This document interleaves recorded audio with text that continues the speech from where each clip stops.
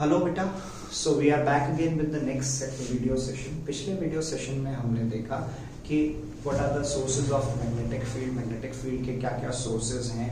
फिर हमने समझा कि जब कोई एक चार्ज पार्टिकल मैग्नेटिक फील्ड में मूव कर रहा है तो उसके ऊपर कैसे मैग्नेटिक फोर्स लगेगी या मोशन कैसा होगा, ये हमने समझा। और उसके साथ साथ हमने लाइव सेशन में ये देखा कि जब भी कोई एक करंट कैरिंग कंडक्टर एक मैग्नेटिक फील्ड में रखा जाएगा तो उसके ऊपर मैग्नेटिक फोर्स लगेगी। सो ये सारी चीजें हम लोग डिस्कस कर चुके हैं। तो बोर्ड पे आप देख रहे हैं मैंने लिखा है motion of a charge particle in magnetic field. आप कहेंगे ये तो पहले कर चुके हम लोग, लेकिन एक छोटी सी चीज है जो हम लोग आज देखने वाले हैं, जिसके अंदर हम ये देखेंगे कि ये पढ़ा हमने कि जब भी कोई चार्ज पार्टिकल परपेंडिकुलरली एंटर करेगा किसी मैग्नेटिक फील्ड, उसका पाथ कैसा होगा, उसका पाथ कैसा होगा बेटा, सर्कुलर होगा। तो आज के डिस्कशन में हम लोग ये डिस्कस करेंगे कि अगर दो चार्ज पार्टिकल्स किसी एक यूनिफॉर्म मैग्नेटिक फील्ड में 90 डिग्री पे एंटर कर रहे हैं तो दो अलग अलग चार्ज पार्टिकल्स, जैसे एक अल्फा पार्टिकल हो सकता है, एक प्रोटॉन हो सकता है, तो उनका रेडियाई किस तरह का होगा या उनका मोशन किस तरह का होगा, ये डिस्कस करने वाले हैं हम लोग। और यहाँ पे हम लोग पहले से ही अज्यूम करेंगे कि जो चार्ज पार्टिकल मूव कर रहे हैं वो कैसे मूव कर रहे हैं, perpendicular to the magnetic field, जिसका मतलब ये हो गया कि उनके रेडियाइज जो होंगे या उनका जो पाथ होगा वो सर्कुलर होगा या उनका जो मोशन है वो सर्कुलर मोशन होगा। ठीक है, तो इसमें हम देखेंगे कि अगर दोनों चार्ज पार्टिकल सेम वेलोसिटी से एंटर कर रहे हैं मैग्नेटिक फील्ड में तो क्या होगा, अगर दोनों चार्ज पार्टिकल सेम मोमेंटम से एंटर कर रहे हैं तो क्या होगा। यही केसेस हमने डिस्कस करने हैं। तो चलिए देखते हैं, या ये हम समझ चुके हैं कि जब भी कोई चार्ज पार्टिकल परपेंडिकुलर एंटर करेगा किसी एक यूनिफॉर्म मैग्नेटिक फील्ड के, उसका पाथ कैसा होना है, उसका मोशन कैसा होना है, सर्कुलर मोशन। तो ये पढ़ा है बेटा हमने that when a charge particle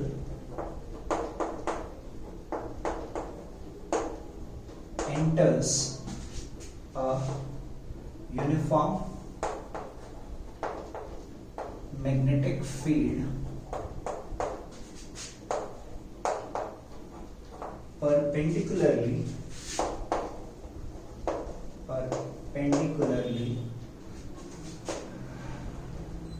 then the motion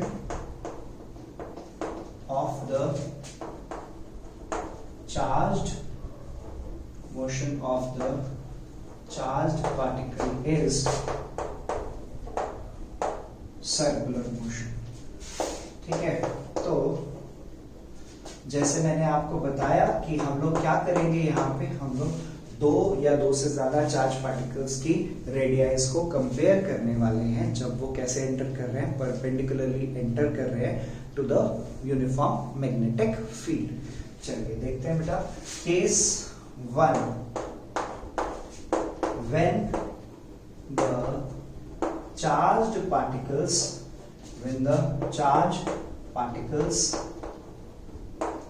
enter the magnetic field with same velocity। तो पहली वाली चीज अंडरस्टूड है, जितने भी केसेस हैं उन सब के अंदर हम मैग्नेटिक फील्ड को कैसे लेंगे, uniform magnetic field. Enter the magnetic field with same velocities. तो क्या पढ़ा है बेटा हमने, वी नो दैट जब भी कोई चार्ज पार्टिकल परपेंडिकुलर एंटर करता है यूनिफॉर्म मैग्नेटिक फील्ड के तो उसका पाथ सर्कुलर होगा और सर्कुलर पाथ का रेडियस क्या होगा, r is equal to mv/qb। अब इन दिस केस क्या क्या कांस्टेंट है, v and b are constant. Magnetic field को बताया आपको कि हर एक केस में कांस्टेंट होगी, लेकिन दोनों जो दो या दो से ज्यादा चार्ज पार्टिकल्स हैं वो कैसे एंटर कर रहे हैं, सेम वेलोसिटी से एंटर कर रहे हैं। तो v भी कांस्टेंट हो गया, b भी कांस्टेंट हो गया। तो r is proportional to m/q। r किसके प्रोपोर्शनल है बेटा, m/q के, जिसको हम क्या लिख सकते हैं, r1/r2 is equal to m1/m2 into Q2 by Q1। ठीक है, तो दो चार्ज पार्टिकल्स अगर सेम वेलोसिटी से एंटर कर रहे हैं किसी एक यूनिफॉर्म मैग्नेटिक फील्ड में एट 90 डिग्री, तो उनके रेडियस का ratio m1 by m2 into Q2 by Q1 होगा। ये केस नंबर 1 हो गया बेटा। Case 2, when the charged particles enter the magnetic field, और magnetic field कैसी है, यूनिफॉर्म है, enter the magnetic field with same momentum से enter कर रहे हैं, तो क्या होगा बेटा, R इज इक्वल टू क्या है, mv बाय qb, या R इज इक्वल टू क्या लिख सकते हैं, p by qb। R is equal to क्या होगा, p बाय qb। p क्या हो गया, मोमेंटम हो गया। इन दिस केस क्या क्या कांस्टेंट है, p and b are constant है, तो उनको हटा सकते हैं हम लोग। तो R किसके प्रोपोर्शनल आ गया बेटा, R is proportional to 1 upon Q। P भी हट गया और B भी हट गया, तो R is proportional to 1 upon Q। तो this implies R1 by R2 is equal to Q2 by Q1। R1 by R2 is equal to क्या आएगा बेटा, Q2 by Q1 आएगा। Is that thing clear? तो ये हमने समझा। अभी दो केसेस देखे जहां पे क्या होगा कि फर्स्ट केस में क्या देखा हमने, जहां पे दोनों चार्ज पार्टिकल्स की वेलोसिटी क्या है, सेम है। सेकंड केस में क्या देखा, दोनों चार्ज पार्टिकल्स की मोमेंटम सेम है। ठीक है बेटा, तो अब इसके बाद समझेंगे केस 3 एंड केस 4। ठीक है, ये क्वेश्चन बहुत बार पूछे गए हैं, इस तरह के क्वेश्चन जहां पे कहा करेगा कि एक प्रोटॉन है, एक न्यूट्रॉन है, या एक अल्फा पार्टिकल है, इस तरह के कुछ भी चार्ज पार्टिकल हो सकते हैं जो मैग्नेटिक फील्ड में एंटर कर रहे हैं। कैसे एंटर कर रहे हैं, perpendicular to the magnetic field, they are entering perpendicular to the magnetic field के परपेंडिकुलरली एंटर कर रहे हैं। तो चलिए बेटा केस नंबर 3 समझते हैं। केस नंबर 3 में क्या होगा, केस 3 के अंदर क्या होगा, when the charged particles enter the magnetic field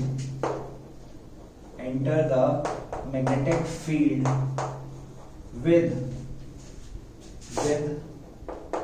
same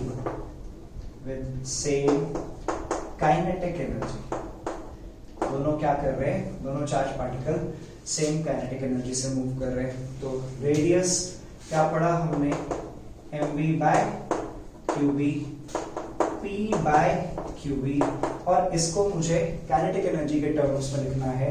तो काइनेटिक एनर्जी के टर्म्स में मोमेंटम और काइनेटिक एनर्जी का फॉर्मूला क्या है, √2m_k। मोमेंटम और काइनेटिक एनर्जी का फॉर्मूला क्या है, √2m_k अपॉन qb हो गया बेटा। अब यहाँ पे क्या कांस्टेंट है, k कांस्टेंट है और b कांस्टेंट है। इन दिस केस 2 तो है ये constant, in this case k and b are constant. क्या है बेटा, k और b कांस्टेंट है, इसका मतलब क्या हो गया, r is proportional to √m by q। r किसके प्रोपोर्शनल आ गया बेटा, 2 कांस्टेंट हो गया, k कांस्टेंट हो गया, b कांस्टेंट हो गया, r is proportional to √m by q, जिसका मतलब क्या हो गया, r1 by r2 is equal to क्या होगा बेटा, √m1 by m2 into q2 by q1। ये कौन सा केस है, जब दोनों पार्टिकल्स जो एंटर कर रहे हैं मैग्नेटिक फील्ड में, यूनिफॉर्म मैग्नेटिक फील्ड में, वो सेम काइनेटिक एनर्जी से एंटर कर रहे हैं।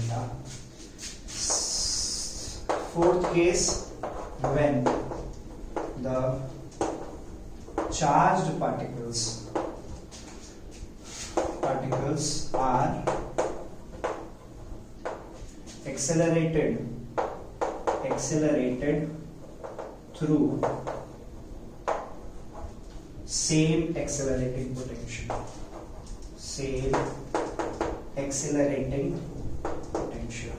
same accelerating potential से एक्सेलरेट किया जा रहा है उनको। तो बेसिकली यहाँ पे इसका मतलब क्या है, जब हम किसी एक चार्ज पार्टिकल को एक्सेलरेट करते हैं तो it will acquire certain kinetic energy. वो क्या करेगा, कुछ काइनेटिक एनर्जी के साथ एंटर करेगा। तो यहीं पे ये फॉर्मूला जो है इसको चेंज करेंगे हम लोग। R इज इक्वल टू क्या होगा, R इज इक्वल टू क्या था, √2mk/q। तो जब हम क्या कह रहे हैं कि किसी एक चार्ज पार्टिकल को एक्सेलरेट कर रहे हैं, कुछ एक्सेलरेटिंग पोटेंशियल डिफरेंस लगा के उसको एक्सेलरेट कर रहे हैं, तो जो भी काइनेटिक एनर्जी होगी, since k is equal to क्या होता है, q इंटू v, जिस पोटेंशियल डिफरेंस से आपने उसको एक्सेलरेट किया और जो भी चार्ज है, तो काइनेटिक एनर्जी हमेशा क्या होगा, वर्क डन लेंगे। चार्ज इंटू पोटेंशियल डिफरेंस क्या पढ़ा है हमने, charge into potential difference is work done बेटा। तो k आ गया ये, तो k की वैल्यू यहाँ पे पुट करेंगे तो r क्या आ गया, r क्या आ जाएगा बेटा, √2mqb upon qv upon m upon qb। ठीक है, अब यहाँ पे इसको सिंप्लीफाई करूंगा तो क्या होगा बेटा, इसको सिंप्लीफाई करेंगे तो क्या होगा, R इज इक्वल टू क्या आ जाएगा, 1 upon b root of 2m v upon q। अब हेयर क्या क्या कांस्टेंट है, इन दिस केस क्या क्या कांस्टेंट है, v and b are constant. और जैसे पहले भी बताया बेटा आपको, ये पोटेंशियल डिफरेंस है, ये वेलोसिटी नहीं है, this is not velocity, this is potential difference. तो r किसके प्रोपोर्शनल होगा, r इज प्रोपोर्शनल टू बेटा √m/k, v कांस्टेंट हो गया, b कांस्टेंट हो गया, 2 कांस्टेंट है, r is proportional to m/q, √m/q, और r1/r2 is equal to √m1/m2 into q2/q1 होगा बेटा। तो इस तरह से हमने ये 4 केसेस डिस्कस किए, जहां पे फर्स्ट केस में क्या था, जो चार्ज पार्टिकल्स थे वो कैसे एंटर कर रहे थे मैग्नेटिक फील्ड में, they were entering the magnetic field with same velocity. Second case में कैसे एंटर कर रहे थे वो दोनों charge particles, they were entering the magnetic field with same momentum. Third case में क्या हुआ, दोनों के दोनों चार्ज पार्टिकल, दो या दो से ज्यादा चार्ज पार्टिकल्स क्या कर रहे थे बेटा, सेम काइनेटिक एनर्जी से एंटर कर रहे हैं। और फोर्थ केस में हमने देखा कि उन चार्ज पार्टिकल्स को हम सेम पोटेंशियल डिफरेंस से एक्सेलरेट कर रहे हैं। ठीक है बच्चे, तो इस तरह से ये हमने motion of charge particle in uniform magnetic field discuss किया, और उसमें ये डिफरेंट केसेस हमने डिस्कस किए। चलिए, इसके बाद एक और इसी के ऊपर बेस्ड, जो अभी तक हमने पढ़ा है motion of charge particle in magnetic field, उसी के ऊपर बेस्ड एक डिवाइस है बेटा, एक प्रैक्टिकल डिवाइस है जो यूज किया जाता है किसी भी एक चार्ज पार्टिकल को हाई वेलोसिटी या हाई काइनेटिक एनर्जी तक एक्सेलरेट करने के लिए यूज किया जाता है। उसको कहते हैं हम cyclotron, that is known as cyclotron. Lawrence और लिविंगस्टन करके दो साइंटिस्ट हुए जिन्होंने इसको इन्वेंट किया 1934 में। तो साइक्लोट्रॉन क्या है, साइक्लोट्रॉन जो है वो न्यूक्लियर फिजिक्स में यूज किया जाता है, it is used in nuclear physics, जहां पे हमें किसी एक चार्ज पार्टिकल को एक desired level of kinetic energy तक एक्सेलरेट करना है, एक required amount of kinetic energy तक एक्सेलरेट करना है हमने उसको। ठीक है, तो साइक्लोट्रॉन बताया आपको लिविंगस्टन और लॉरेंस और लिविंगस्टन ने इन्वेंट किया 1934 में। ठीक है, तो वर्किंग प्रिंसिपल समझेंगे, कैसे वर्क करता है वो समझेंगे, और आपने जो भी आज करा रहे हैं उसके नोट्स प्रिपेयर करने हैं बेटा बहुत अच्छे से। साइक्लोट्रॉन।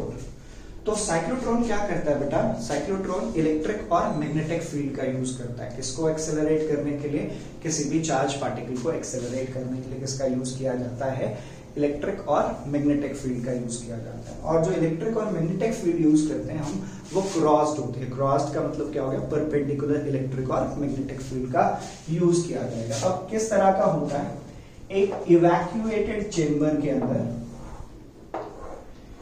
एक इवैक्यूएटेड चेंबर के अंदर मतलब वैक्यूम टाइप कुछ क्रिएट किया जाएगा और वहां पे दो मैग्नेटिक पोल पीसेस है, इनके बीच में दो सेमी सर्कुलर मेटालिक डिस्क्स रखे जाते हैं।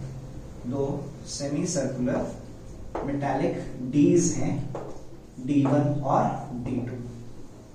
दो सेमी सर्कुलर मेटालिक डीज हैं, D1 एंड D2। ठीक है, यहां पे हम इलेक्ट्रिक फील्ड लगाते हैं। एक हाई फ्रीक्वेंसी ऑसिलेटर होता है जो क्या करेगा, इलेक्ट्रिक फील्ड प्रोवाइड करेगा। ठीक है, और यहाँ पे हम पोटेंशियल लगा के उस चार्ज पार्टिकल को बाहर निकाल सकते हैं। यहाँ पे एक आयरन सोर्स है जो क्या करेगा, चार्ज पार्टिकल प्रोवाइड करेगा शुरुआत में। ठीक है, तो इस तरह का कुछ सेटअप होगा। इवैक्यूएटेड चेंबर के अंदर क्यों रखा जाएगा, सो दैट फ्रिक्शन कम हो और ज्यादा से ज्यादा काइनेटिक एनर्जी वो पार्टिकल एक्वायर कर सके। ठीक है, अब यहाँ पे जैसे बताया आपको कि किसका यूज किया जाएगा, क्रॉस्ड इलेक्ट्रिक और मैग्नेटिक फील्ड का यूज किया जाएगा। अब इलेक्ट्रिक फील्ड का फंक्शन क्या है और मैग्नेटिक फील्ड का फंक्शन क्या है। इलेक्ट्रिक फील्ड का फंक्शन है to accelerate the charge particle, charge particle को एक्सेलरेट कराना। जैसे पढ़ा है हमने कि किसी भी चार्ज पार्टिकल के ऊपर जो मैग्नेटिक फोर्स है वो उसको एक्सेलरेट नहीं कर सकती है, वो उसकी वेलोसिटी बढ़ा नहीं सकता। मैग्नेटिक फोर्स जो है किसी भी चार्ज पार्टिकल की वेलोसिटी को नहीं बढ़ा सकता है। तो यहाँ पे इलेक्ट्रिक फील्ड का फंक्शन क्या है, इलेक्ट्रिक फील्ड क्या करेगी, यहाँ पे चार्ज पार्टिकल को एक्सेलरेट करेगी। और मैग्नेटिक फील्ड का फंक्शन क्या है यहाँ पे, कि चार्ज पार्टिकल को सर्कुलर पाथ में मूव कराते रहना। ठीक है, टाइम पीरियड पढ़ा था हमने और एक बेसिक फैक्ट यहाँ पे यूज किया जाता है। वो क्या है basic fact, that time period of revolution, the time period of revolution of the time period of revolution of the charge particle in uniform magnetic field is independent of its radius and velocity। हमने proof भी किया था और अभी भी देखते हैं कि जब भी कोई चार्ज पार्टिकल साइक्लोट्रॉन के अंदर बात कर रहे हैं, या जब भी कोई चार्ज पार्टिकल परपेंडिकुलरली एंटर करेगा, सर्कुलर मोशन, सर्कुलर पाथ, उस सर्कुलर पाथ का जो टाइम पीरियड है वो किसके इंडिपेंडेंट होगा, रेडियस के भी इंडिपेंडेंट होगा और उस ऑब्जेक्ट की चार्ज पार्टिकल की वेलोसिटी के भी इंडिपेंडेंट होगा। देखिए प्रूफ कर चुके हैं पहले भी हम, टाइम पीरियड किसके इक्वल होगा, 2πr/v, सिंस r किसके इक्वल है, mv/qb के इक्वल है। तो टाइम पीरियड क्या आ गया बेटा, 2πmv/qb, v से v कैंसिल, टाइम पीरियड क्या आ गया, 2πm/qb। तो क्या देख रहे हैं हम लोग, हमें चार्ज पार्टिकल का मास पता है, चार्ज पता है, और जो मैग्नेटिक फील्ड हम लोग यूज कर रहे हैं उसको यूज करके हमारे पास क्या आ गया, टाइम पीरियड। और फ्रीक्वेंसी, साइक्लोट्रॉन फ्रीक्वेंसी क्या होगा, 1/टाइम पीरियड, और 1/टाइम पीरियड करेंगे तो ये क्या आ जाएगा, qb/2πm। तो क्या समझ में आ रहा है कि चाहे चार्ज पार्टिकल स्मॉलर रेडियस का सर्कुलर पाथ में हो या बिगर रेडियस के सर्कुलर पाथ में हो, उसका टाइम पीरियड सेम रहेगा। चाहे ज्यादा वेलोसिटी से मूव कर रहा हो तो भी, और चाहे कम वेलोसिटी से मूव कर रहा हो तो भी टाइम पीरियड क्या रहेगा, सेम रहेगा। इसी बेसिक फैक्ट को हम लोग यूज करते हैं और एक इफेक्ट यहाँ पे यूज करते हैं जिसको कहा जाता है रेजोनेंस, रेजोनेंस इफेक्ट। रेजोनेंस पढ़ा है हमने 11th क्लास में भी, जहां पे कि इन दो चीजों की फ्रीक्वेंसी क्या हो जाएगी, मैच कर जाएगी। तो यहाँ पे वही करते हैं हम लोग, क्या करेंगे, जो साइक्लोट्रॉन की फ्रीक्वेंसी है उसी फ्रीक्वेंसी का अप्लाइड वोल्टेज लगाएंगे। जो इलेक्ट्रिक फील्ड है वो उतनी ही फ्रीक्वेंसी की इलेक्ट्रिक फील्ड लगाएंगे, जिससे क्या होगा, जब चार्ज पार्टिकल हाफ रेवोल्यूशन के बाद आएगा, हाफ रेवोल्यूशन हम इसकी फ्रीक्वेंसी को इस तरह से एडजस्ट करेंगे कि जैसे ही वो हाफ रेवोल्यूशन करके यहाँ पे आए, जो डीज की पोलैरिटी है वो इंटरचेंज हो जाए। जिससे क्या होगा, चार्ज पार्टिकल जैसे हाफ रेवोल्यूशन करके आएगा हर बार एक्सेलरेट होगा। यानी कि ये पहले भी बताया मैंने आपको, inside the electric field, inside the dees the charge particle is shielded from electric field, या इलेक्ट्रिक फील्ड और मैग्नेटिक फील्ड इस रीजन में, ये जो रीजन है इलेक्ट्रिक और मैग्नेटिक फील्ड इसी रीजन में रहेंगे। अंदर डीज के अंदर जो है सिर्फ मैग्नेटिक फील्ड का रोल है, वहां पे इलेक्ट्रिक फील्ड नहीं है। Inside the dees there is no electric field, or inside the D's the charges are shielded from electric field. Electric field सिर्फ यहाँ पे, इलेक्ट्रिक फील्ड का काम क्या है, चार्ज पार्टिकल को एक्सेलरेट करना। मैग्नेटिक फील्ड का काम क्या है, चार्ज पार्टिकल को सर्कुलर पाथ में मूव कराना। अब हो क्या रहा है, कैसे हो रहा है, यहाँ पे देखिए, यहाँ पे चार्ज पार्टिकल आया, जैसे चार्ज पार्टिकल आया, सपोज पॉजिटिव था, उस टाइम पे, जिस टाइम पे पॉजिटिव था, इस डी की पोलैरिटी नेगेटिव मान ली मैंने, इस डी की पॉजिटिव, तो अब नेगेटिव डी की तरफ अट्रैक्ट होगा, ये एक्सेलरेट होगा हल्का सा, कुछ रेडियस का सर्कुलर पाथ मूव किया उसने। अगेन जब वापस यहाँ पे आया, जैसे ही वहां यहाँ पे आएगा वैसे ये पोलैरिटी चेंज हो जाएगी, पोलैरिटी चेंज होगी। अगेन जब ये बाहर आ गया तो ये एक्सेलरेट करेगा, फिर जब हाफ रेवोल्यूशन करके फिर आया, बाहर आया, उसी टाइम पे फिर दोबारा पोलैरिटी चेंज हो गई, अगेन बढ़ा।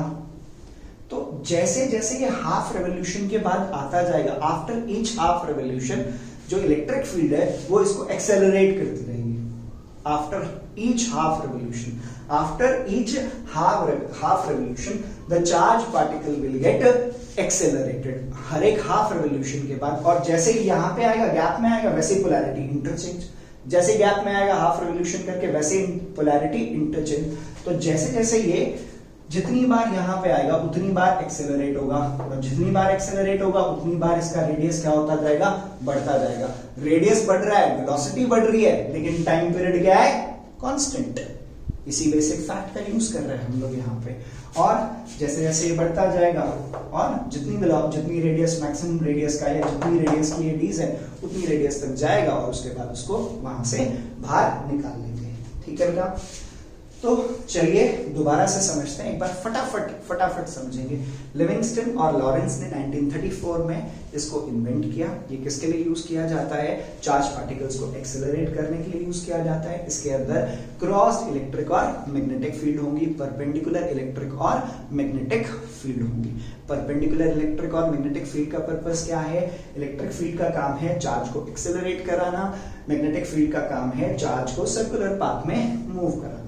ठीक है, inside the D's the charge particles are shielded from electric field. In the gap between the D's, electric and magnetic field both are there.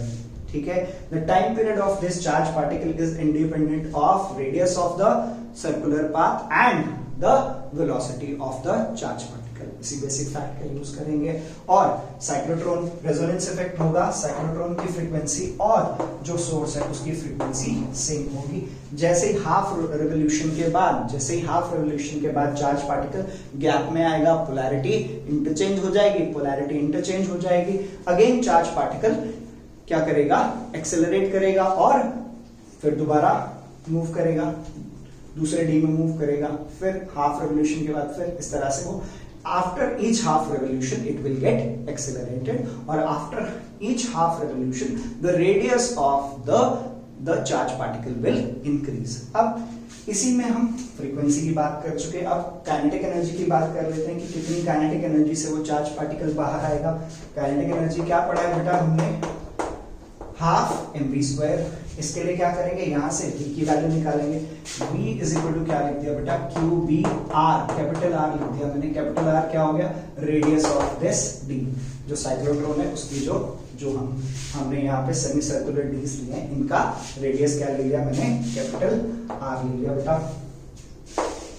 तो m ये क्या आ जाएगा, QBr अपॉन m का होल स्क्वायर। ये क्या आ जाएगा बेटा, Q² B² R² upon m², m से m cancel, Q² B² R² upon 2m।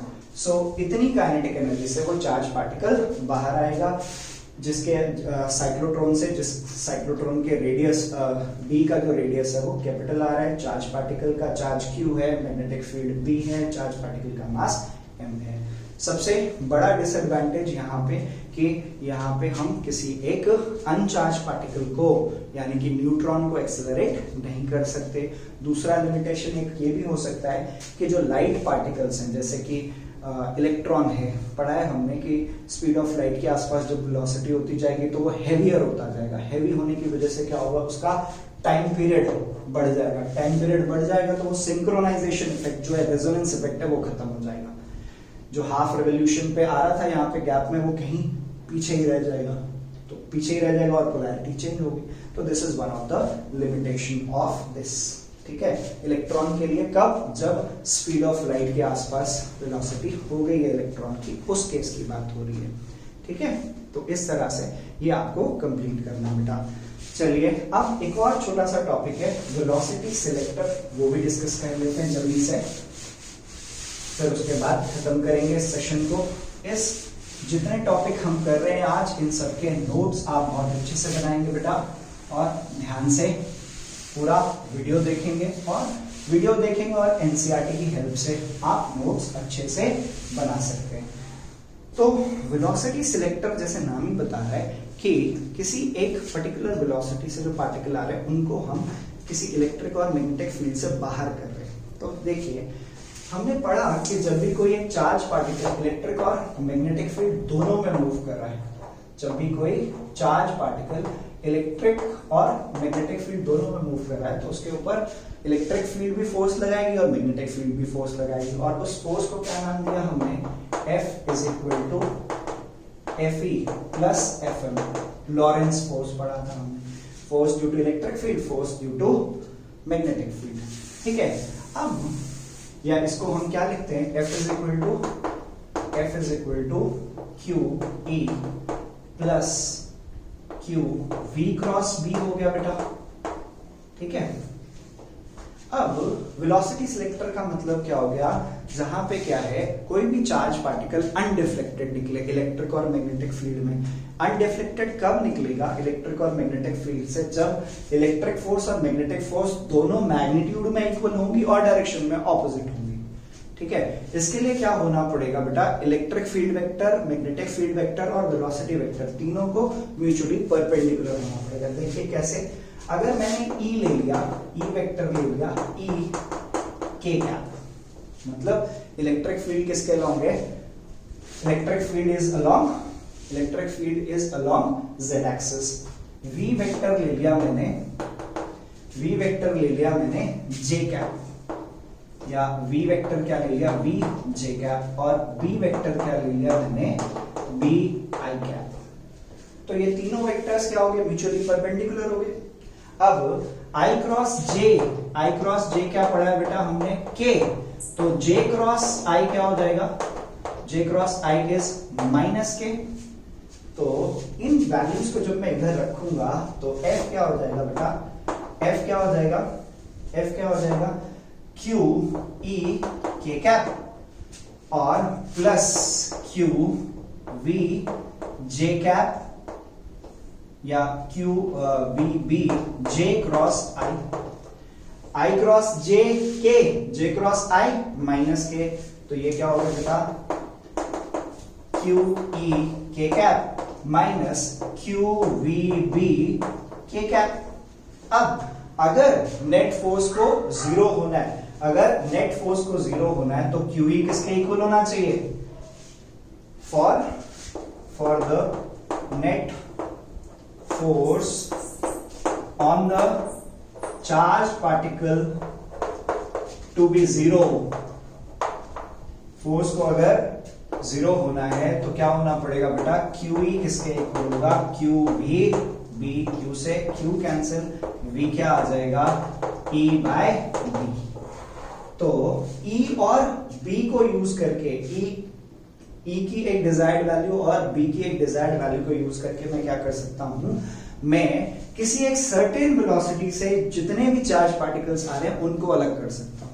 तो J.J. थॉमसन करके साइंटिस्ट थे जिन्होंने इसी प्रिंसिपल को यूज करके क्या किया, E/m रेशियो निकाला, चार्ज बाय मास रेशियो। और मास स्पेक्ट्रोमीटर होता है, उसके अंदर भी चार्ज पार्टिकल्स को अलग अलग मासेस और अलग अलग चार्ज के जो चार्ज पार्टिकल्स हैं जो सेम वेलोसिटी से मूव कर रहे हैं, उनको अलग किया जा सकता है बाय यूजिंग, ठीक है।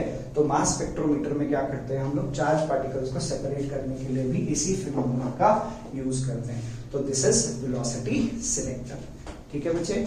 तो होप आपको बहुत अच्छे से समझ आएगा, ये बहुत अच्छे से पूरा वीडियो देखें। तीन चीजें डिस्कस की हमने आज। इन तीनों चीजों को आपने अपने कॉपीज में पेन डाउन करना है, ठीक है बेटा। बहुत अच्छे से देखिएगा। होप आप लोग सभी अच्छे हैं, ठीक है। You are safe at home. तो thank you so much for watching.